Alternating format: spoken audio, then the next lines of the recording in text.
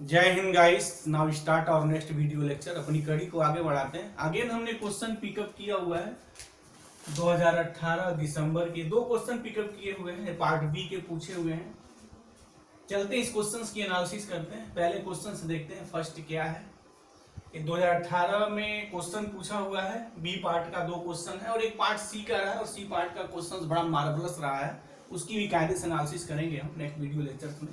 पहले इसकी हम लोग एनालिसिस कर लें, देखते हैं क्वेश्चंस क्या है इसमें। जैसे पहला क्वेश्चन ये कहा है कि let x be a real number, x real number है सच दैट, अच्छा वो रियल नंबर कहाँ है, mod of x less than 1, meaning कि एक्स की वैल्यू जो आप लिखेंगे या जो गिवन है वो -1 और 1 के बीच में है। Mod of x less than 1 की मीनिंग हुई कि -1 less than x less than 1, x की वैल्यू -1 और 1 के बीच में है। तो which of the following is false. अब यह पूछा हुआ है, इस पे भी ध्यान दें, फॉल्स की बात कही गई है। ये फॉल्स जब लिखा जाता है तो आप जिस चीज पे ध्यान देना चाहिए, क्योंकि कभी कभी क्वेश्चंस में फॉल्स लिख देता है, ट्रू नहीं पूछता है। तो जब फॉल्स लिखे ना तो उस चीज को थोड़ा आप ध्यान दें वहां, उस चीज को फॉल्स हमें, यानी मुझे फॉल्स की तलाश करनी है, ट्रू की तलाश नहीं करनी है। दूसरी एक बात और यहाँ कहते हैं कि जो क्वेश्चन इस टाइप का पूछा हुआ है, ऐसा क्वेश्चन देखने में बड़ा कम आता था, कि जनरली ऐसे क्वेश्चन बनते नहीं रहे हैं, बट 2018 में एक ऐसा क्वेश्चन बनाया गया था। तो देखते हैं इसके पीछे लॉजिक और कंसेप्ट क्या है। पहला जो ऑप्शंस पूछा है कि इफ एक्स बिलोंग्स क्यू, अगर एक्स कोई रेशनल नंबर है तो देन ये जो सीरीज होगी, मतलब ये जो सम है m greater than or equal to 0 x raise to the power m, क्या क्यू में बिलोंग करेगा, ये बात पूछी हुई है। अब दूसरा का उल्टा पूछा हुआ है कि अगर ये क्यू में बिलोंग करे तो क्या एस क्यू में बिलोंग करेगा, मतलब इफ एंड ओनली की बात वहां आ गई। पहला दोनों ऑप्शंस एक जैसे हैं कि अगर एक्स क्यू में बिलोंग करता है तो क्या जो सीरीज का जो सम होगा वो क्यू में होगा। दूसरा उल्टा पूछा गया, अगर सीरीज का सम क्यू में मिलता है तो क्या एक्स क्यू में मिलेगा। और थर्ड कहा है कि अगर एक्स क्यू में नहीं है, एक्स क्यू नहीं मतलब कि अगर एक्स इरेशनल नंबर है तो क्या इसका जो समेशन है वो हमारा क्यू में होगा या नहीं, या क्यू नॉट बिलोंग्स, ये है सॉरी डज नॉट बिलोंग है, does not belongs to q. अगर एक्स क्यू में नहीं है तो क्या ये जो सीरीज है इनका सम क्यू में नहीं होगा। और फोर्थ है कि ये मेरी जो सीरीज है, अच्छा m greater than or equal to 1 दिया होगा, m इज इक्वल टू 0 से नहीं, क्योंकि हम यहाँ नीचे है तो आप कोर्स से m greater than or equal to 1 होगा। कन्वर्जेंट इन आर, ये अलग पूछ दिया गया कि अब ये सीरीज पूछा है कि ये कन्वर्जेंट आर में है या नहीं है। तो चलते हैं देखते हैं, इफ एक्स बिलोंग्स क्यू तो क्या ये सीरीज क्यू में मिलती है। तो पहले इस सीरीज का सम निकालते हैं। अच्छा ये बड़ा फेमस सीरीज है, ये अक्सर मैं कहता रहता हूँ क्वेश्चंस के दौरान कि जो summation m greater than or equal to 0 है x raise to the power m, अगर हम इसका सम अगर निकालें, जहाँ x क्या है, x क्यू में बिलोंग करता है, उसके पीछे भी एक कंडीशन से मेंशन है, this is the keywords of the questions. बहुत सारे कीवर्ड्स हैं, जहाँ ये कीवर्ड्स हैं, फॉल्स भी इस क्वेश्चंस के लिए कीवर्ड्स है, बी कीप इन माइंड। अच्छा ये मेरी जो है जियोमेट्रिक सीरीज है, इसका सम कैसे निकालेंगे, अगर इसको हम लोग ब्रेक कर दें, फेमस सीरीज है, ये ध्यान भी देना चाहिए इसका सम क्या आता है, बट मैं लिख दे रहा हूँ, ये 1 plus x square plus x cube and आर्ट्स 1। अगर मैं इनका सम निकालूं इनफाइनाइट तक तो सबको पता है 1/1 माइनस एक्स आता है। अच्छा ये सीरीज कन्वर्जेंट तब होगी जब mod of x less than 1 है, इसलिए तो क्वेश्चन में CSIR नेट वालों ने मेंशन कर दिया mod of x less than 1, क्योंकि ये जियोमेट्रिक सीरीज का सम तभी आप निकाल पाएंगे जब mod of x less than 1 है। तो इसका जो सम हुआ 1/1 माइनस एक्स है। अगर ये सिंपली लेट एक्स भी रियल नंबर लिखा रहता, अगर ये नहीं लिखा रहता तो इसका जो सम आता वो क्यू में नहीं मिलता, क्योंकि तो वो हमारी सीरीज डाइवर्ज भी कर सकती थी। अगर डाइवर्जेंट कर जाती तो फिर तो किसी का मेंबर नहीं होता, क्यों क्या वो रियल नंबर का ही मेंबर नहीं होता। इसलिए हम mod of x less than 1 दिया है ताकि ये जो सीरीज है वो कन्वर्ज हो जाए, ठीक है। तो 1/1 माइनस एक्स हुआ। अब ये कह रहा है कि एक्स जो मेरा मेंबर है वो क्यू का मेंबर है, यानी एक्स क्यू में बिलोंग करता है, तो क्या ये क्वांटिटी क्यू में मिलेगी? यस ऑफ कोर्स मिलेगी। एक्स अगर हमारा रेशनल नंबर है तो 1 माइनस एक्स भी मेरा जो है रेशनल नंबर होगा, राइट, डेफिनेटली। अच्छा 1 माइनस एक्स नेवर 0 होगा, क्योंकि mod of x less than 1 है, मॉड ऑफ एक्स जो है एक्स की वैल्यू -1 और 1 के बीच है, तो 1 माइनस एक्स नेवर 0। तो 1 माइनस एक्स अगर क्यू में बिलोंग करता है तो इसका रिवर्स भी क्यू में बिलोंग करेगा, कंडीशन से होगी। ये जीरो नहीं होना चाहिए, तो ये जीरो है नहीं, अकॉर्डिंग टू दैट कंडीशन। तो 1/1 माइनस एक्स डेफिनेटली क्यू में बिलोंग करेगा। तो अगर एक्स क्यू में बिलोंग करता है तो ये क्वांटिटी भी क्यू में मिलेगी। मीनिंग ये हो गई कि ये जो मेरा मेंबर है डेफिनेटली, मतलब ये जो वैल्यू निकलेगी ये भी क्यू में ही आएगी। तो पहला जो ऑप्शन है this is the true here. तो फर्स्ट जो है मेरा वो तो ट्रू है, तो मुझे फाल्स की तलाश करनी है, तो फर्स्ट ट्रू है, फर्स्ट ट्रू हियर। यानी इस क्वेश्चंस के अकॉर्डिंग पहला जो मेरा ऑप्शन है वो सही नहीं लिखा जाएगा, क्योंकि मुझे फाल्स की तलाश करनी है। तो पहला ऑप्शन तो ट्रू हो गया, this is the true here. Second पे आते हैं, सेकंड उल्टा कह दिया गया। अच्छा एक बात और, इफ एंड ओनली की कंडीशन है ये, अगर एक्स क्यू में बिलोंग करेगा तो ये भी क्यू में होगा। अगर ये क्यू में है तो डेफिनेटली एक्स भी क्यू में होगा। उसको इजीली में देखा जा सकता है। कह रहा है कि अगर ये क्यू में बिलोंग करता है, मीनिंग कि 1/1 माइनस एक्स अगर क्यू में बिलोंग करता है तो क्या एक्स क्यू में बिलोंग करेगा? तो नेचुरल सी बात है, देख लिया जाए। 1/1 माइनस एक्स क्यू में बिलोंग करता है, जिसकी मीनिंग होगी कि 1 माइनस ये पी बाई क्यू के फॉर्म का होगा। अच्छा quantity never that is zero here, तो ये हो गया q is equal to p minus p x. तो p minus q is equal to मैं पी एक्स लिख सकता हूँ। तो एक्स मुझे पता करना है, क्यू में है नहीं, तो p minus q upon p. अच्छा p यहाँ जीरो नहीं होगा क्योंकि अकॉर्डिंग टू दैट कंडीशंस। अच्छा p minus q upon p, definitely this is the belongs to the q, q का मेंबर हो जाएगा ये। तो अगर ये क्यू का मेंबर है तो ये भी क्यू का मेंबर हो जाएगा। तो कहने का मतलब क्या है, अगर ये क्यू में बिलोंग करता है, मतलब ये अगर समेशन क्यू में बिलोंग करता है तो एक्स भी क्यू में बिलोंग करेगा। तो ऑप्शन टू भी मेरा जो है this is again true here, ये भी मेरा ट्रू हो गया। अच्छा थर्ड देखने के पहले थोड़ा फोर्थ पे हम देख लें कि फोर्थ में क्या कह रहा है। कि फोर्थ में ये कह रहा है कि ये जो सीरीज है summation m greater than or equal to m x raise to the power m by m, ये कन्वर्जेंट है डाइवर्जेंट है। तो फिर इसको इजी वे में निकाला जा सकता है। तो अगर ये सीरीज कन्वर्जेंट और डाइवर्जेंट है तो सीधे हम निकाल लें, limit m tends to infinity, ये फार्मूला हम यूज कर लें, um plus 1 by um mod. चलते थे मार्ट हमने लिखा है, जो कि mod of x less than 1 है, पॉजिटिव निगेटिव वहां दोनों है, इसलिए मार्ट हमने यूज किया। um प्लस 1 हो जाएगा x raise to the power m plus 1 upon m plus 1 into ये करेंगे तो mod of m upon x raise to the power m, ये हो जाएगा। इसको अगर सॉल्व किया जाए तो limit m tends to infinity, ये हो जाएगा हमारा m upon 1 plus m into mod of x, और इसकी जो वैल्यू आएगी मॉड ऑफ एक्स आएगी दिस।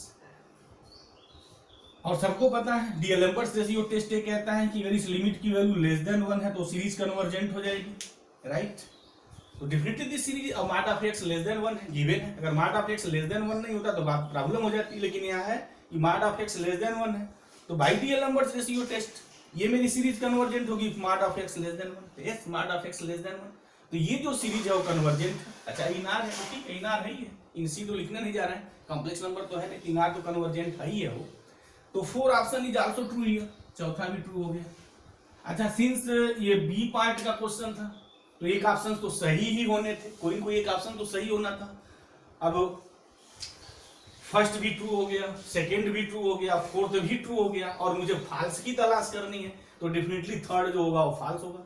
बट हम यहाँ क्वेश्चंस की एनालिसिस कर रहे हैं तो हम इस चीज को प्रूव करने जाएंगे कि ऑप्शन 3 मेरा ट्रू है और फॉल्स है। बाकी इसके तो बहुत सारी एनालिसिस है, लेकिन अब हम इसकी एनालिसिस थोड़ी कायदे से कर रहे हैं तो देख लिया जाए। चलते हैं देखते हैं, थर्ड को ले लेते हैं, थर्ड क्या कह रहा है। अब यहाँ से मैं एक रिजल्ट की बात करूंगा और लिसनर उस चीज को थोड़ा नोट कर लें क्योंकि फर्दर अभी बड़े काम आने वाले हैं। अब मैं जिस रिजल्ट की यहाँ बात करने जा रहा हूँ, कह रहा है कि अगर एक्स क्यू में नहीं है तो ये सीरीज क्यू में नहीं मिलेगी, मतलब कि इस सीरीज का जो सम है वो सम रेशनल नंबर नहीं आएगा, ये बात कही गई है। तो पहले जरा इसको हम सम निकाल लेते हैं, इसका सम होता क्या है देखें, इसकी सम वैल्यू क्या आती है। मीनिंग ये कि summation m greater than or equal to 0 m x raise to the power m minus 1। अगर हम इसको ब्रेक करें तो m अगर 0 अगर लिखते हैं तो 0 हो जाएगा, 1 लिखेंगे तो 1 लिखने पे क्या आएगा 1 आएगा, 1 प्लस एक्स ये आएगा। अगर मैं 2 लिखूं यहाँ तो सॉरी 1 प्लस 2 एक्स आएगा, 3 अगर लिखते हैं तो 3x² आएगा एंड आर्ट्स 1। अच्छा अगर ये कम लिखेंगे तो यहाँ अगर यम लिखते हैं तो हमारा जो टर्म आएगा वो m -1 x raise to the power m -2 plus m x raise to the power m -1 plus and last 1। ये हो गया। हम एसएम की तलाश कर रहे हैं, लेट कर ले रहे हैं। अच्छा ये सबको पता है ऑलरेडी, ये 11th-12th में है और इसके पहले हम क्वेश्चंस लगाए हैं जहां हमारा एपी और जीपी का यूज आया है, बड़ा ज्यादा यूज आया है।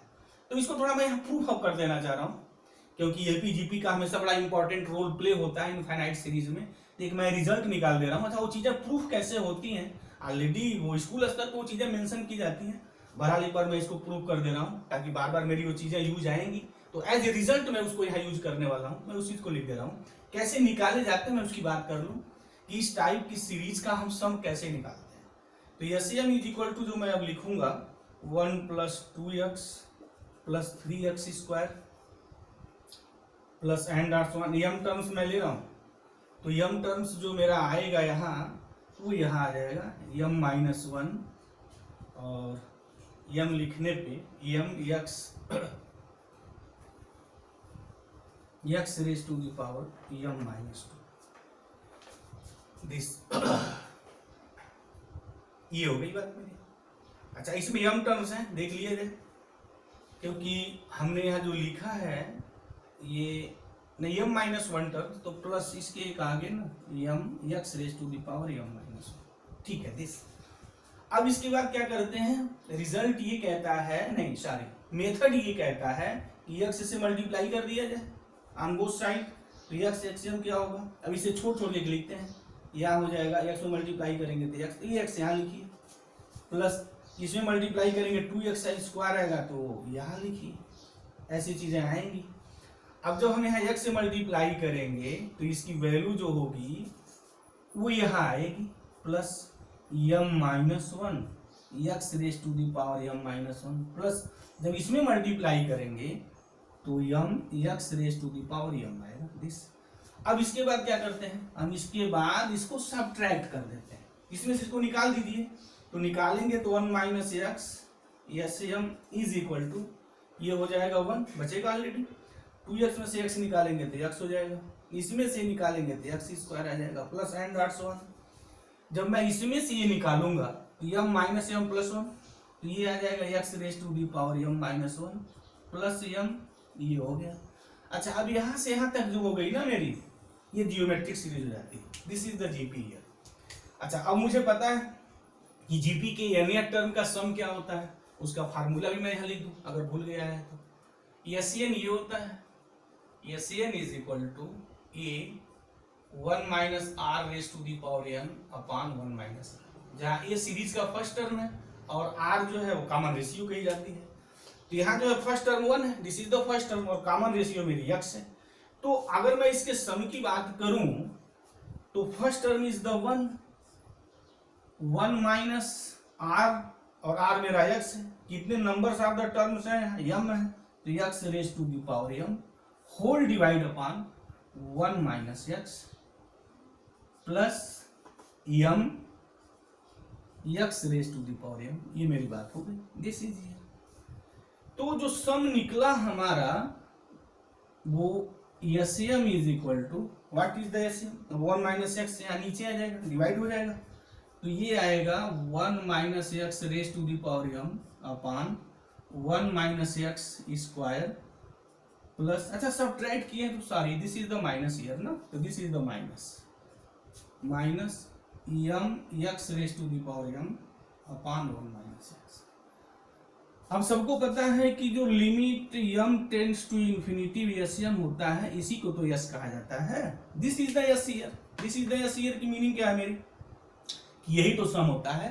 तो अब मैं लिमिट अगर ले लूं m टेंड्स टू इंफिनिटी, मतलब अगर m टेंड्स टू मैं इंफिनिटी करूं तो s इज इक्वल टू क्या आ जाएगा।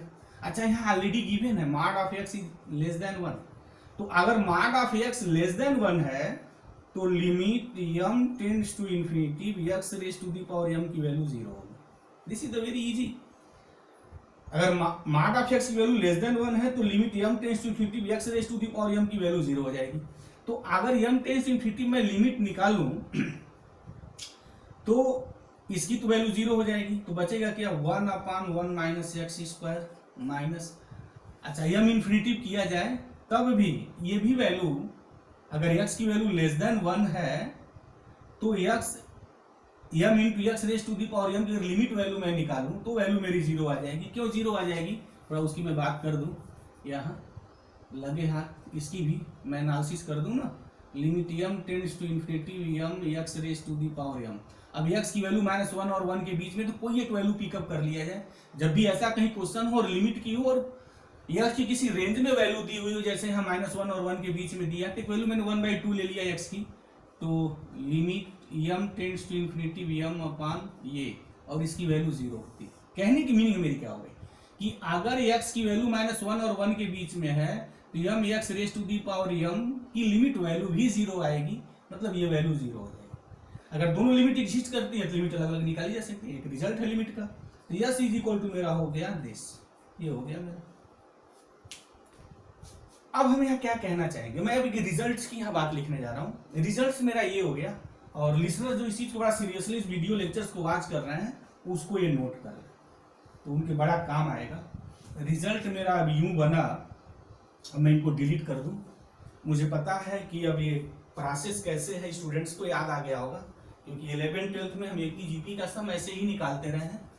बहरहाल वहाँ जनरली एन टर्म की बात होती थी, यहाँ तो हम infinite number of the terms के सम निकाल रहे हैं। तो जो मेरा रिजल्ट आया उस रिजल्ट को मैं यहाँ लिख दे रहा हूँ। रिजल्ट ये हुआ कि समेशन m, मतलब ये m x raise to the power m -1 की जो वैल्यू होती है 1/1 माइनस एक्स स्क्वायर होती है। कंडीशन है mod of x less than 1। दूसरा लगे हाथ summation m x raise to the power m, अगर ये लिखते हैं तो इसकी वैल्यू ये आती है दिस, और यूज एज ए रिजल्ट, इसको एज ए रिजल्ट यूज करिए और इसको आप नोट करिए, बी सीरियसली इसको नोट करिए, क्योंकि बहुत सारे जब हम क्वेश्चंस लगाएंगे ना तो एज ए रिजल्ट इनका बहुत ज्यादा यूज होता है। पहले कुछ क्वेश्चंस हमने लगाए हैं जहां एपी जीपी की सम आई है और अक्सर आती रहती है, चाहे आईआईटी एग्जाम की बात हो, गेट की हो, नेट में तो क्वेश्चन मैं लगा ही रहा हूँ, देख ही रहे हैं कि नेट में कैसे इसका इंपॉर्टेंस है। तो इस रिजल्ट को यूज कर लो।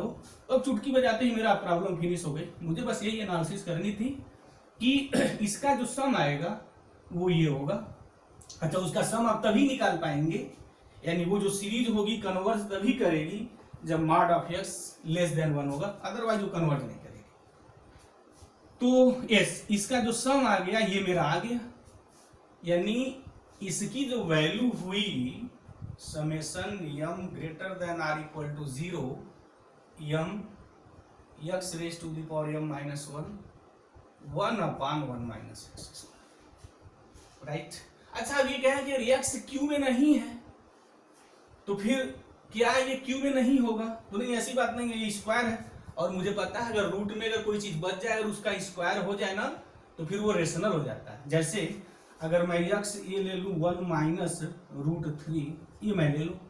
अच्छा, अब x लेंगे क्या? यहाँ से क्वेश्चन एक बैरियर खड़ा हो गया है कि साहब आप x की वैल्यू उन्हीं में से तलाश करेंगे जिसको सेटिस्फाई करेगा। यस है ही, mod of x less than 1 आएगा, क्योंकि इसकी जो वैल्यू होगी minus less than x less than 1 इनके बीच में आएगी।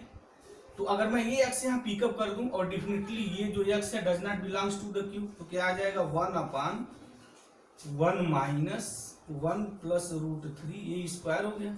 और इसको सॉल्व करेंगे तो 1/3 आएगा, बट 1/3 एक क्यू मेंबर है दिस, नहीं definitely this is the member of the Q here, मतलब ये सम क्यू में मिल गया। This sum belongs to the Q whenever x does not belongs to the Q. x Q में नहीं है, बावजूद इसके कि इसका सम जो है क्यू में मिलता है। तो मीनिंग ये हो गई कि जो ऑप्शन जो थर्ड था ना ये फॉल्स था और मुझे तलाश फॉल्स की ही थी, तो this is the true here. बाकी जो है ट्रू होने की वजह से कैंसिल हो गए। ये ऑप्शन हमारा ऑप्शन तो सही है, बट यहाँ फॉल्स की मुझे तलाश थी, तो फॉल्स तो है नहीं। 3 फॉल्स है, बाकी कोई फॉल्स नहीं है, तो बाकी सब कैंसिल हो जाएंगे। तो इस क्वेश्चन जो हमने एनालिसिस की उससे लिए मेन ये था कि this is the result here. अच्छा, ऐसा क्वेश्चन देखने में बड़ा कम आता है, ऐसा क्वेश्चन पूछा जाए जनरली कम आता है, तो बहरहाल क्वेश्चन से पूछा हुआ है तो इसका ये जवाब था। अब हम लोग क्वेश्चन सेकेंड पे आते हैं, देखते हैं what is the question second here. अच्छा, एक्चुअल में क्वेश्चन जो सेकेंड है ना वो इनफाइनाइट सीरीज का तो है, बट वो पावर सीरीज का क्वेश्चन है। तो हमने यहाँ उस क्वेश्चन को भी पिकअप कर लिया है, और पिकअप करने के पीछे उसका सिर्फ रीजन बस एक ही था कि वो इनफाइनाइट सीरीज से ही पूरी मिलती जुलती चीज रहती है, एक आध दो रिजल्ट पे वो सब सारी चीजें चलती हैं, जैसे रेडियस ऑफ कन्वर्जेंस आता है। तो यहाँ रेडियस ऑफ कन्वर्जेंस का अगर बहुत कंसेप्ट नहीं क्लियर है आपको तो कोई फर्क नहीं पड़ता है, बट फार्मूला पता होना चाहिए। तो थोड़ा मैं रिजल्ट कुछ चीज़ों को मैं यहाँ लिख दूँ तो अपनी बात आगे बढ़ाते हैं।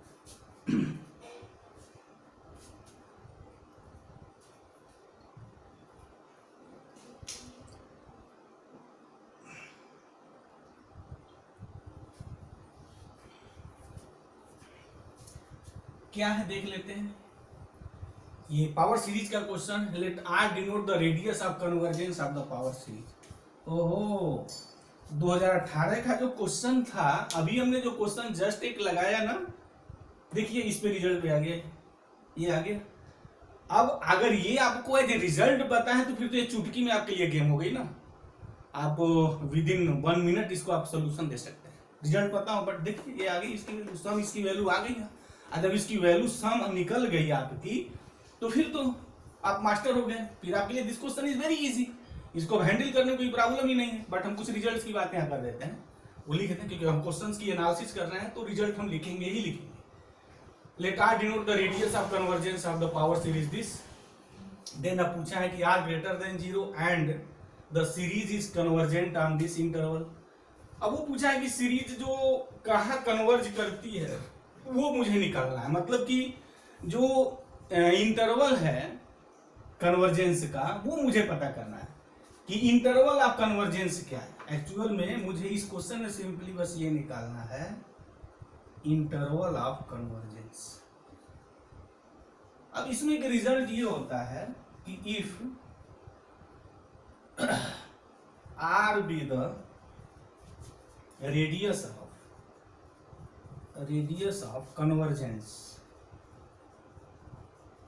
convergence of power series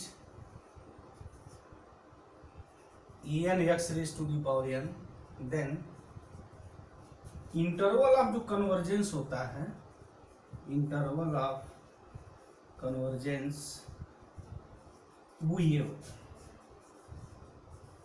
ये मतलब कि इस इंटरवल में सीरीज कन्वर्ज करती है। इसके आउटसाइड कन्वर्ज करती है या नहीं ये बात नहीं है, मतलब कि जो हमारा पक्का जो सबूत है वो ये है कि इस इंटरवल में, मतलब x की वैल्यू अगर मैं -r, कहने का मतलब ये हो गया कि -r less than x less then r, x की जो ये वैल्यू है अगर ये उठा के मैं यहाँ लिख दूं तो इसका सम जो है फाइनाइट आएगा, उसी को हम लोग इंटरवल ऑफ कन्वर्जेंस कहते हैं। x की कौन कौन सी वैल्यू है जहाँ पे इसका सम जो होता है वो एग्जिस्ट करता है और फाइनाइट आता है, तो वो मेरा -r2r है, इसी को हम लोग इंटरवल ऑफ कन्वर्जेंस भी कहते हैं। एक और भी बड़ा खूबसूरत रिजल्ट है कि अगर ये पावर सीरीज किसी x = x1, अगर कोई एक वैल्यू पे अगर x = x1 पे कन्वर्जेंस करती है तो उसका जो इंटरवल ऑफ जो कन्वर्जेंस होता है या वो -mod of x1 less than x less then mod of x1, मतलब कि x के इस वैल्यू के बीच में वो सीरीज मेरी कन्वर्ज करती है। तो यहाँ देख लिया जाए।